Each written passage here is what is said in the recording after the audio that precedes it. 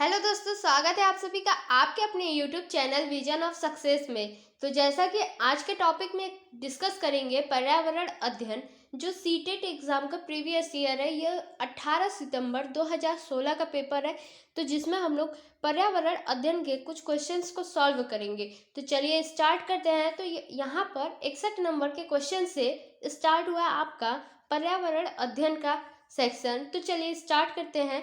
तो 61 नंबर का क्वेश्चन से पहले लिखा हुआ है कि निर्देश है कि निम्नलिखित प्रश्नों को उत्तर देने के लिए सही सबसे उपयुक्त विकल्प चुनिए। तो यहाँ पर उपयुक्त विकल्प चुनना है।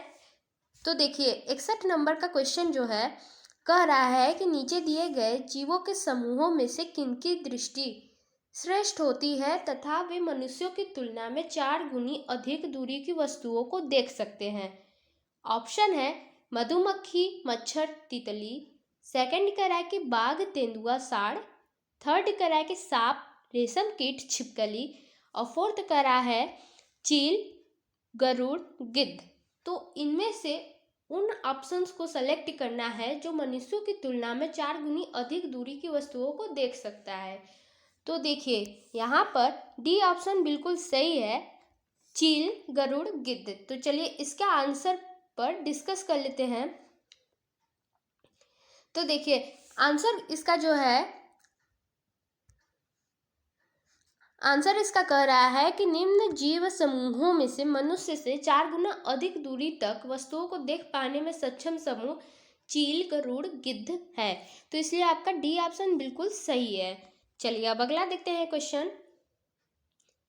क्वेश्चन लिखा है कि नीचे दिए गए खेती करने के विवरण को पढ़िए और इस ढंग की पहचान कीजिए। तो चलिए क्वेश्चन को पूरा देख लेते हैं। क्वेश्चन कह रहा है कि एक फसल को काटने के पश्चात खेत को कुछ वर्षों के लिए खाली छोड़ दिया जाता है, उसमें कुछ भी नहीं उगाया जाता है। इस भूमि में बांस या अन्य खरपतवार जो भी कुछ उग आता है उन्हें उखाड़ा नहीं जाता, काट कर जला दिया जाता है। यह राख भूमि को उर्वर बनाती है। जब यह भूमि खेती के लिए तैयार हो जाती है तब उसे हल्का सा खोदा जाता है, भूमि को जोता नहीं जाता और उस पर बीज छिड़क दिया जाता है। ऑप्शन कह रहा है कि सिंचाई खेती, बी कह रहा है सहकारी खेती, सी कह रहा है झूम खेती और डी कह रहा है सीढ़ी नुमा खेती। तो चलिए इसका आंसर देख लेते हैं कि यहाँ पर सी आंसर बिल्कुल सही है कि झूम कृषि पूर्वी भारत में अत्यधिक प्रचलित है। ऐसी कृषि को स्थानांतरित कृषि भी कहते हैं। वास्तव में इस प्रकार की कृषि में जंगलों एवं झाड़ियों को साफ कर मैदान बनाया जाता है, तत्पश्चात खेती की जाती है तथा उस जगह की उर्वरा शक्ति के समाप्त होने पर पुनः दूसरी जगह जंगलों को साफ कर कृषि योग्य भूमि बनाते हैं। ऐसी कृषि ही झूम कृषि है। चलिए अब अगला क्वेश्चन देखते हैं।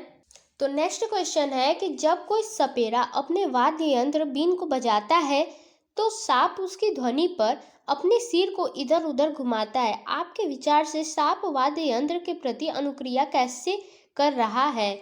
ऑप्शन ए कह रहा है कि उस वाद्य यंत्र की गति को देखकर, उस वाद्य यंत्र द्वारा उत्पन्न कंपनों के प्रति अनुक्रिया करके, सी कह रहा है कि उस वाद्य यंत्र को सूंघकर और डी कह रहा है कि उस वाद्य यंत्र की ध्वनि को सुनकर।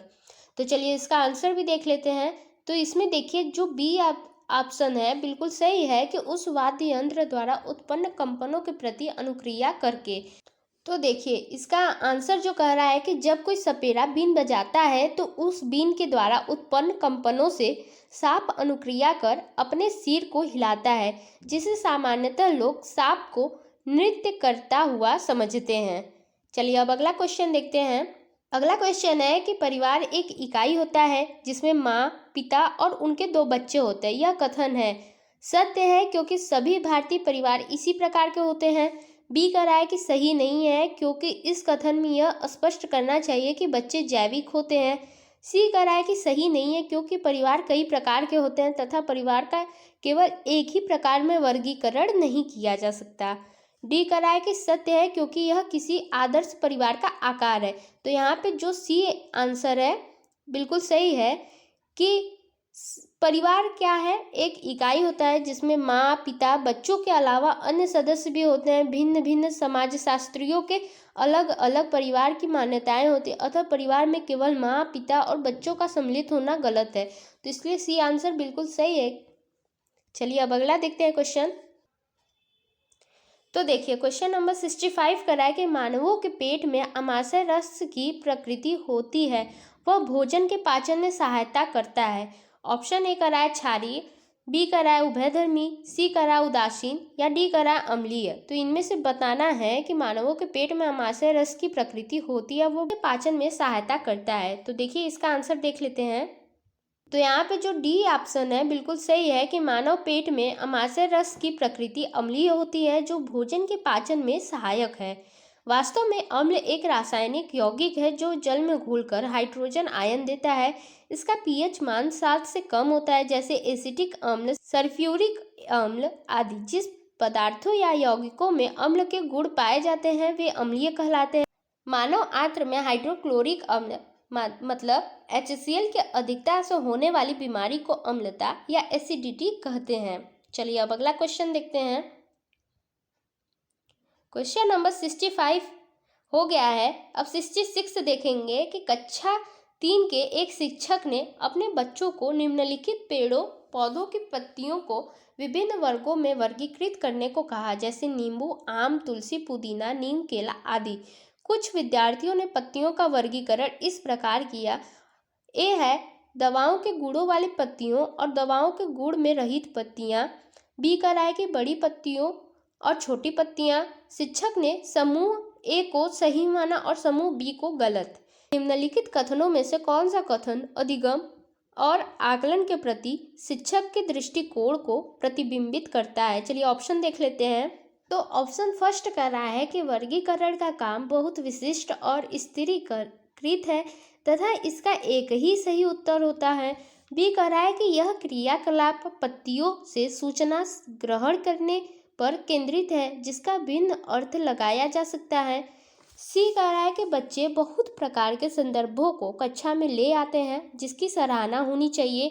डी कह रहा है कि अपने अनुभवों पर निर्भर करते हैं।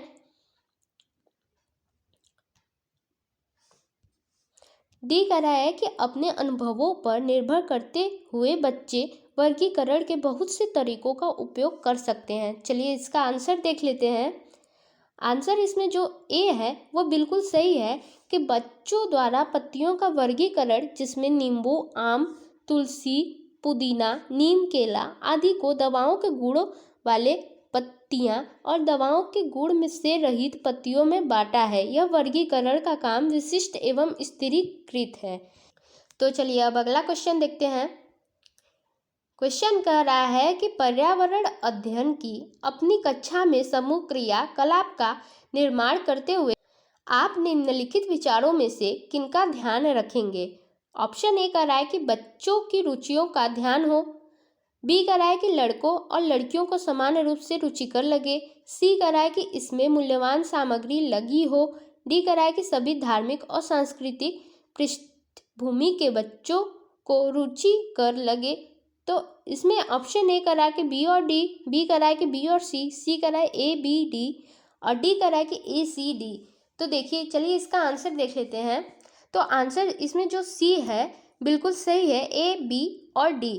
पर्यावरण अध्ययन की कक्षा में निम्न बातों का ध्यान रखना चाहिए, जैसे बच्चों की रुचियों का ध्यान हो, लड़के एवं लड़कियों को सामान्य रूप से रुचिकर लगे, सभी धार्मिक और सांस्कृतिक पृष्ठभूमि के बच्चों को रुचिकर लगे। तो चलिए अब अगला क्वेश्चन देखते हैं। क्वेश्चन है कि निम्नलिखित सभी कथन पर्यावरण अध्ययन में सामूहिक रूप से क्रियाकलापों में संलग्न शिक्षकों और विद्यार्थियों के पक्ष में तर्क प्रस्तुत करते हैं। केवल एक कथन को छोड़कर वह कथन कौन सा है? ऑप्शन ए कह रहा है कि प्रौढ़ों के समर्थन से बच्चों को अपनी क्षमता से अधिक ज्ञान के निर्माण में सहायता मिल सकती है। बी कह रहा है कि बच्चे परस्पर सामंजस्य और सहयोग करना सीखते हैं। सी कह रहा है कि बच्चे दूसरे बच्चों से बात और बहस करने से अधिक सीखते हैं। डी कह रहा है कि समूह क्रियाकलापों की वजह से बच्चे अंक उपलब्धि में अच्छा सुधार प्रदर्शित करते हैं। तो इनमें से बताना है कि केवल एक कथन को छोड़कर तो चलिए इसका आंसर देख लेते हैं। जो डी है बिल्कुल सही है कि सामूहिक क्रियाकलापों से बच्चे प्रौढ़ों से सीख सकते हैं। बच्चे परस्पर सामंजस्य और सहयोग करना सीख जाते हैं तथा सामूहिक क्रियाकलापों से बच्चों में बहस होती है जिसमें वे अधिक सीख सकते हैं, जबकि बच्चों के अंक उपलब्धि में अच्छा सुधार प्रदर्शित करना सामूहिक क्रियाकलाप से कोई संबंध नहीं है। चलिए अब अगला क्वेश्चन देखते हैं। क्वेश्चन कर रहा है कि समूह कार्य से पर्यावरण अध्ययन कर रहे बच्चों की सामाजिक व्यक्तिक विशेषताओं के आकलन के लिए निम्नलिखित में से कौन सा उपकरण सर्वाधिक उपयुक्त होगा। ऑप्शन ए कर रहा है कि निर्धारण मापनिया, बी कर रहा है दत्त कार्य, सी कर रहा है कागज पेंसिल परीक्षण और डी कर रहा है मौखिक परीक्षण। चलिए इसका आंसर देख लेते हैं। बी ऑप्शन बिल्कुल सही है कि सामूहिक कार्य से पर्यावरण अध्ययन कर रहे बच्चों की सामाजिक व्यक्तिक विशेषताओं के आकलन के लिए दत्त कार्य सबसे उपयुक्त है, क्योंकि दत्त कार्य में बच्चे स्वतंत्र वातावरण में अध्ययन करते हैं जिस पर किसी शिक्षक या अन्य बाह्य कारकों का दबाव नगण्य होता है। इस प्रकार के अध्ययन में शिक्षार्थी अपने भावनाओं, विचारों, कल्पनाओं आदि को स्वतंत्रता पूर्वक अभिव्यक्त कर सकते हैं, जिससे उनके सामाजिक व्यक्तिक विशेषताओं का आकलन आसानी से हो सकता है। चलिए अब अगला क्वेश्चन देखते हैं। 70 कह रहा है नीचे पौधों के बारे में बच्चों के कुछ सहजानुभूत विचार दिए गए हैं, इनमें से कौन सा विचार वैज्ञानिक दृष्टि से ठीक है। ऑप्शन ए कह रहा है कि घास पौधा नहीं है, बी कह रहा है कि कुछ सब्जियां फल होती हैं, सी कह रहा है कि बीज किसी पौधे का हिस्सा नहीं होते हैं, डी कह रहा है कि गाजर और बंद गोभी पौधे नहीं है। चलिए इसका आंसर देख लेते हैं। तो इसमें जो बी ऑप्शन है बिल्कुल सही है कि कुछ सब्जियां फल होती हैं। निम्न विकल्पों में से कुछ सब्जियां फल होती हैं, यह विचार वैज्ञानिक दृष्टि से ठीक है। कुछ फलों को खाना, पकाने और भोजन तैयार करने में प्रयुक्त किया जाता है। इन वास्तविक फलों में कुष्मांड जैसे स्क्वैश, कद्दू और खीरा, टमाटर, मटर, सेम, बैंगन आदि। चलिए अब आगे देखते हैं। क्वेश्चन नंबर 71 कह रहा है कि कक्षा 4 की एक शिक्षिका ने अपने विद्यार्थियों से कहा, कुछ वयोवृद्ध लोगों से यह पूछिए कि जब वे जवान थे तो क्या उन्होंने कुछ ऐसे पौधे देखे थे जो आजकल नहीं दिखाई पड़ते। उपयुक्त प्रश्न के पूछे जाने पर निम्नलिखित में से किस कौशल के आकलन की संभावना नहीं है। ऑप्शन ए कर रहा है प्रयोग, बी कर रहा है चर्चा, सी कर रहा है प्रश्न पूछना या डी अभिव्यक्त करना। इसमें से किस चीज की संभावना नहीं है। तो चलिए इसका आंसर देख लेते हैं। ए है बिल्कुल सही है कि जब विद्यार्थी किसी वयोवृद्ध व्यक्ति से ऐसे पौधे के बारे में पूछेंगे जो आजकल नहीं दिखाई पड़ते, तो ऐसे प्रश्न पूछे जाने पर विद्यार्थियों की चर्चा, अभिव्यक्ति एवं प्रश्न पूछना के कौशलों के आकलन की संभावना, किंतु प्रयोग कौशल का आकलन नहीं किया जा सकता, क्योंकि जिन पौधों के बारे में पूछा गया है वे दिखाई नहीं देते। चलिए अब आगे देखते हैं। क्वेश्चन नंबर 72 कह रहा है एक शिक्षक प्रत्येक बच्चों को अपने घरों की रद्दी सामग्री से कुछ उपयोगी वस्तु बनाने को कहता है। शिक्षक का शैक्षिक अभिप्राय नहीं है। ऑप्शन ए कह रहा है कि बच्चों को पुनश्चक्रण, पुनः प्रयोग और रूपांतरण को समझने देना। बी कह रहा है कि कूड़े से बनी श्रेष्ठ वस्तुओं की प्रदर्शनी आयोजित करना। सी कह रहा है कि कक्षा के श्रेष्ठ विद्यार्थी के बारे में निर्णय करना। डी कह रहा है कि बच्चों में सृजनशीलता का विकास करना। चलिए इसका आंसर देख लेते हैं। तो इसमें जो सी ऑप्शन है बिल्कुल सही है कि कक्षा के श्रेष्ठ विद्यार्थियों के बारे में निर्णय करना। तो शिक्षक प्रत्येक विद्यार्थी से रद्दी सामग्री से कुछ उपयोगी वस्तु बनाने को कहना, बच्चों में रद्दी वस्तु का पुनः प्रयोग और रूपांतरण को समझना एवं बच्चों में सृजनशीलता का विकास करना है, न कि कक्षा के श्रेष्ठ विद्यार्थियों के बारे में निर्णय करना। इसलिए जो सी ऑप्शन है बिल्कुल गलत है। चलिए अब आगे देखते हैं। आगे है 73 नंबर का क्वेश्चन के निम्नलिखित प्रश्नों को पढ़िए। ए कह रहा है कि मैंने क्रियाकलाप की योजना कितनी अच्छी बनाई। बी कह रहा है कि मैंने योजना का अनुसरण कितना अच्छा किया। सी कह रहा है कि मेरी शक्तियाँ क्या थी। डी कह रहा है कि मुझे सचमुच कठिन क्या लगा। ऊपर दिए गए चारों प्रकार के प्रश्नों को उत्तर से होगा। ऑप्शन ए है शिक्षकों का स्व आकलन, बी कह रहा है कि बच्चों और शिक्षकों दोनों का स्व आकलन, सी कह रहा है कि शिक्षक द्वारा समग्र आकलन, डी कह रहा है कि बच्चों का स्व आकलन। तो चलिए इसका आंसर देख लेते हैं। तो इसमें जो डी ऑप्शन है बिल्कुल सही है कि मैंने क्रियाकलाप की योजना कितनी अच्छी बनाई, मैंने योजना का अनुसरण कितना अच्छा किया, मेरी शक्तियाँ क्या थी, मुझे सचमुच कठिन क्या लगा। ये सभी मापनियाँ बच्चों द्वारा स्व आकलन के लिए निर्धारित की जाती है, जिससे बच्चे अपने क्रियाकलापों के उद्देश्यों की प्राप्ति में आई कठिनाइयों का आकलन करते हैं तथा शिक्षक की सहायता से इन कठिनाइयों को दूर करने का प्रयास करते हैं। तो आगे देखते हैं क्वेश्चन नंबर 74 कह रहा है कि पर्यावरण अध्ययन के पाठ्य पुस्तक में प्रयुक्त भाषा है। ऑप्शन ए कह रहा है कि रूखी और बच्चे के द्वारा समझने में कठिन होनी चाहिए। बी कह रहा है कि परिभाषाओं पर बल देते हुए औपचारिक बनाई जानी चाहिए। सी कह रहा है कि तकनीकी और औपचारिक होनी चाहिए। डी कह रहा है कि बच्चों की दिन प्रतिदिन की भाषा से संबंध होना चाहिए। तो चलिए इसका आंसर देख लेते हैं। तो इसमें जो डी ऑप्शन है बिल्कुल सही है कि पर्यावरण अध्ययन की पाठ्य पुस्तक में प्रयुक्त भाषा बच्चों के दिन प्रतिदिन की भाषा से संबंध होना चाहिए, क्योंकि इससे बच्चे आसानी से सीखते हैं। चलिए अब अगला क्वेश्चन देखते हैं। क्वेश्चन है, एक शिक्षक अपने विद्यार्थियों को विभिन्न पशुओं के चित्र देता है और उन पशुओं पर रंग भरने को कहता है जो हमारे घर में नहीं है। इस क्रियाकलाप का उद्देश्य है सृजनात्मकता का विकास, अवलोकन का विकास, वर्गीकरण कौशल का विकास करना और डी कह रहा है कि डाटा संग्रह का विकास करना। उपरोक्त में से कौन से सही है? A B D, B C D, A C D, A B और सी। तो चलिए देख लेते हैं इसका आंसर। तो इसमें जो डी ऑप्शन है बिल्कुल सही है कि यदि एक शिक्षक अपने विद्यार्थियों से विभिन्न पशुओं पर रंग भरने को कहता है तो वह बच्चों में सृजनशीलता का विकास, अवलोकन का विकास, वर्गीकरण कौशल का विकास कराना चाहता है। तो इसलिए डी ऑप्शन बिल्कुल सही है, ए बी और सी। तो दोस्तों आज के वीडियो में इतना ही। कैसा लगा आपको आज का वीडियो अच्छा लगता है तो वीडियो को लाइक करिए, चैनल को सब्सक्राइब करिए। मिलते हैं अगली वीडियो में, तब तक के लिए बाय बाय।